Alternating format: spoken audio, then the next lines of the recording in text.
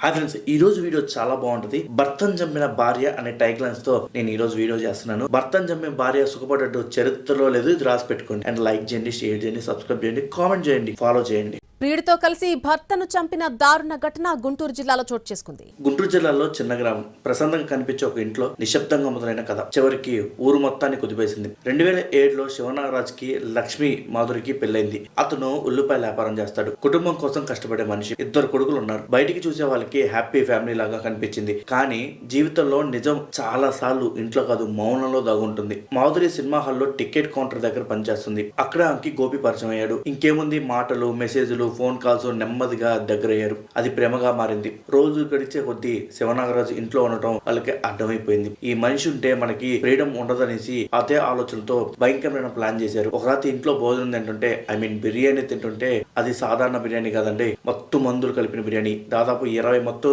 మాత్రలు కలిపిన బిర్యానీ శివనాగరాజు తిన్నాడు. కొద్దిసేపటికి నిద్ర మత్తులో జారిపోయాడు. అక్కడ ఏముంది, ఇక్కడ అసలు ట్విస్ట్ ఉంది. పక్కనే ఒక దిండు ఉంటే ఆ దిండి తీసుకొని అతన్ని చంపేసింది. ఊపిరి ఆడకుండా చంపేసింది. ఎవరైనా ఏం చేస్తారు, కనీసం కొంచెమైనా బాధపడతారుగా. తను బాధపడలా. రాత్రి అంతా ప్రోమ్ వీడియోస్ చేసిందంట. ప్రోమ్ వీడియోస్ చూస్తూ ప్రశాంతంగా రాత్రి అంతా గడిపేసింది. పొద్దున్నే లేకనే లంగనాచిలాగా మా ఆయన చనిపోయాడు, గుండెపోటు అని చెప్పేసి అందరిని నమ్మించిందంట. కానీ అక్కడ ఉన్న వాళ్ళ స్నేహితులకి, కొంతమంది బంధువులకి ఎందుకో డౌట్ వచ్చింది. బ్లడ్ కారుతుంది ఎందుకు చెవుల నుంచి, ముక్కులో నుంచి, అసలు ఏం జరిగిందని పోలీసులకి ఇన్ఫార్మ్ చేశారు. పోలీసులు ఇన్వెస్టిగేషన్ స్టార్ట్ చేసి పోస్ట్ మార్టం చేశారు. పోస్ట్ మార్టం చేస్తే అక్కడ నిజం తెలిసిందంటే మత్తు టాబ్లెట్లు కలిపిన బిర్యానీ వల్లే తను చనిపోయాడని చెప్పేసి పోస్ట్ మార్టం లో రిపోర్ట్ వచ్చింది. పోలీసులు భార్యను తీసుకొచ్చి అడగడం మొదలు పెడితే మాధురి మొత్తం బయటపెట్టింది. భర్తను చంపిన భార్య సుఖపడ్డట్టు చరిత్రలో లేదు, ఇది రాసి పెట్టుకోండి.